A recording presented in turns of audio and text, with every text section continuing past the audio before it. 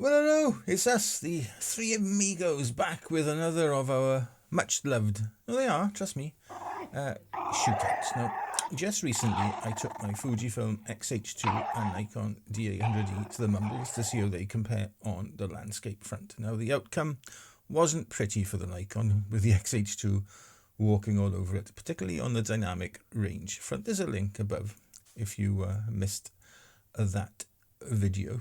And then I took the two Nikons to our little paradise for a Nikon landscape shootout, and there's a link to that up there somewhere. Anyway, I figured that with land and somehow really, I don't know if it works either.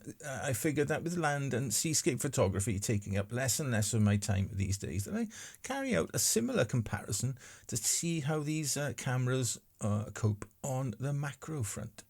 So we'll look at things like ergonomics, ease of use, and of course image quality. And to do so, I've set up a series of test shots indoors so that lighting, etc., will be as constant as possible.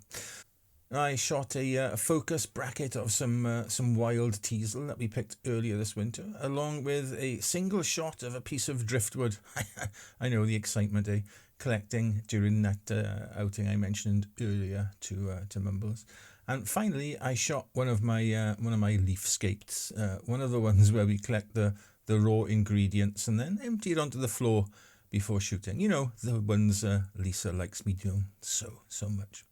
On the ergonomic front, you'd have to go a long way to beat the handling of the Nikon. Years of development from film SLRs all the way through to the last generation of their digital counterparts have seen Nikon hone that particular attribute to perfection.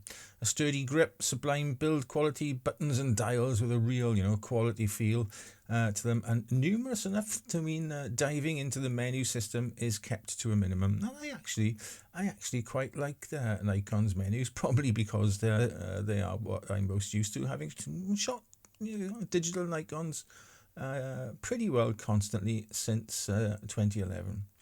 Fujifilm is a much smaller camera, but I really enjoy that smaller footprint.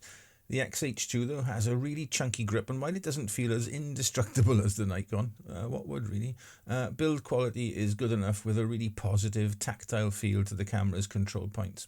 Again, I don't mind the menu system at all, though some people just can't get along with it.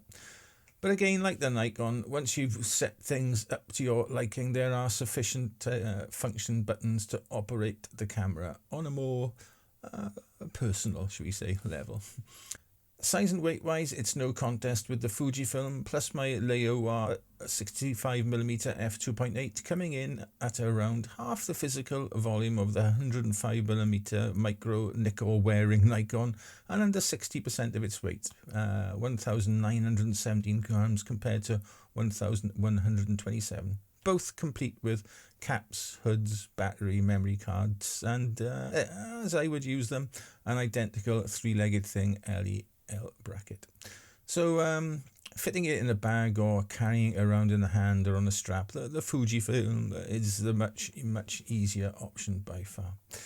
Moving on to ease of use, and I am now firmly in the mirrorless is best camp. I wasn't at first and couldn't get along with an electronic viewfinder at all, but now, particularly with the 5.76 million .1 on my X-H2, I am a full convert. I find the mirrorless workflow to be far more intuitive, an instant preview of my composition and exposure available. Yes, I know I can use live view on my Nikon, but the rear LCD isn't always a viable option, for example, on very bright days, and we do, like today, get them here in Wales. And the ability to review images in the EVF is an absolute boon as well, enabling magnification and really accurate checking of images so much easier. Something I could no longer live without as well, particularly for macro shooting, is a fully articulating, or failing that, a tilting rear screen. With my age and infirmary, getting down low these days is reserved for those occasions where I have helped to get back up. Another absolutely fantastic addition to the Fujifilm is focus peaking. Now, this makes manual focus shooting and bracketing so much easier.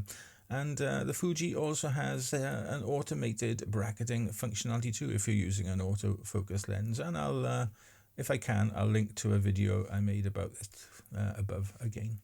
One huge advantage the Nikon holds over the Fujifilm is battery life. The battery will last me much longer per charge on the Nikon, and I never feel the need to have an extra battery with me.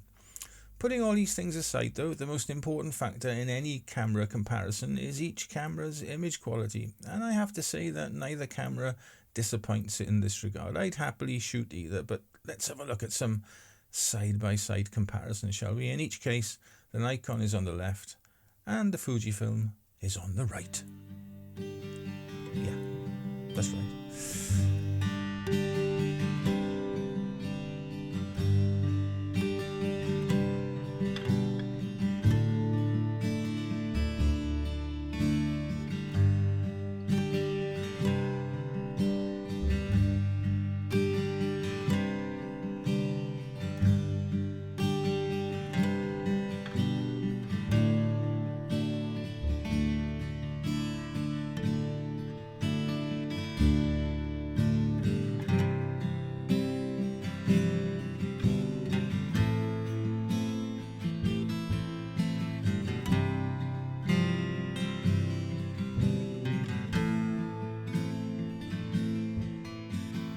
Anyway, what did you make of those?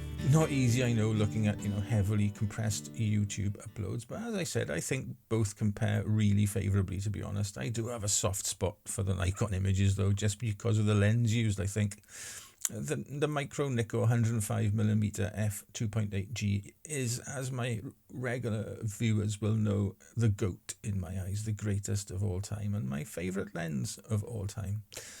I think I'm really lucky to have both setups in my camera arsenal though, enabling me to go out with my Fujifilm with the 100-400 on it, and my Nikon, either the D800 or the 800E with the macro lens, meaning I don't have to risk missing a shot when changing lenses out in the field. Like I go out often anyway. But a shootout needs a victor, and in this case it's I can't decide. Image quality wise, there's nothing between them. So in that case, it would have to come down to ergonomics and ease of use. And even then, it's really very hard to pick a winner. The Nikon is an ergonomic dream, whereas the Fujifilm is more easy to use. So in this case, it looks like both shooters have landed a hit, yeah? A dead heat. And in true, during the meanwhile style, we've just wasted the last, whatever it is, minutes of your life. And there's a link to a form below where you can claim that back. No, there isn't a link. Anyway, we're going to be taking a short break for a few weeks now, and we'll see you when we get back towards the end of April with our monthly nature report. And until then, be nice to each other, okay? Ta-ra.